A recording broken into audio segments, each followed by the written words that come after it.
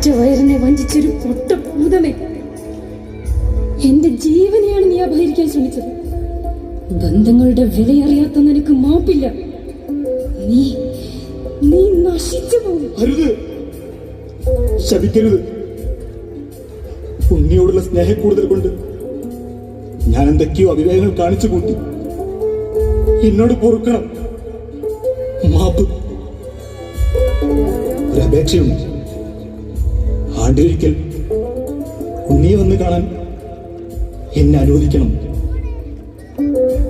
മധുരക്കൊയ്ത്ത് കഴിഞ്ഞ ഉത്സവം കൊടിയേറുമ്പോൾ നീ വന്ന് ഉണ്ണിയെ അനുഗ്രഹിക്കണം. വീടിനും നാടിനും അനുഗ്രഹം ചെയ്യണം.